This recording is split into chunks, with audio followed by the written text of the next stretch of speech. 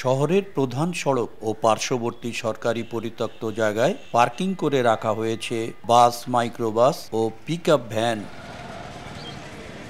Terminal না থাকলেও দীর্ঘ সময় থেকে নীলফামারীর জলঢাকা উপজেলার সদরে প্রায় 1 একর জমির উপর মোটর মালিক সমিতির তত্ত্বাবধানে অস্থায়ীভাবে দূরপাল্লার ও লোকাল বাস ও মিনি বাস দাঁড়ানোর ব্যবস্থা রয়েছে। তবে সেখানে যাত্রীদের কোনো সুযোগ সুবিধার ব্যবস্থা করেনি পৌর কর্তৃপক্ষ।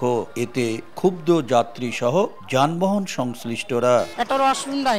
দাঁড়ানোর কোনো অবস্থা নাই, যানজট লাগিয়ে থাকে। সালা নামাই দিল আমাকে ওখান থেকে আবার ওইদিকে যাওয়া লাগছে। যাত্রী শ্রেণীর জন্য, যাত্রী শ্রেণী থাকলে এটা হইতো না। আমরা যে গাড়ি রাখবো, পার্কিং রাখবো, গাড়ি ধোয়ার জায়গা নেই। সরকারের কাছে আমাদের আবেদন যাতে দ্রুত টার্মিনালটাকে উন্নয়ন করে, বাস টার্মিনাল হিসেবে ঘোষণা করে সেই ব্যবস্থা গ্রহণ করা যায়, তাহলে যাত্রী হয়রানি কিছুটা হলেও লাঘব হয় এবং আমরা যেটা যাত্রী সেবা বলি সেই সেবাটা দেওয়া সম্ভব বলে আমি মনে করি। পৌর কর্তৃপক্ষ বলছে, এতদিন বরাদ্দের অভাবে যানবাহনের জন্য কোনো টার্মিনাল নির্মাণ করা হয়নি। বরাদ্দ হলেই নির্মাণের আশ্বাস সংশ্লিষ্ট কর্মকর্তার। যদি ভবিষ্যতে কোনো ধরনের প্রকল্প আসে, আমরা যদি জমি অধিগ্রহণ করতে পারি, তাহলে হয়তো এখানে সুন্দর একটা আধুনিক মানের একটা টার্মিনাল করতে পারবো। আমাদের পৌরসভা থেকে স্থায়ী কোনো স্ট্রাকচার নেই, জায়গাটা আসলে খাস জমি। যাত্রী ছাউনির কথা বললেন, এটা পৌরসভা অথবা আমাদের জেলা পরিষদ থেকে আমাদের সামনে পরিকল্পনা আছে যে এখানে একটা স্থায়ী যাত্রী ছাউনি করে দেওয়ার। জলঢাকা থেকে ডিমলা, ডালিয়া, রংপুর রুটে প্রতিদিন 5,000 মানুষ যাতায়াত করেন।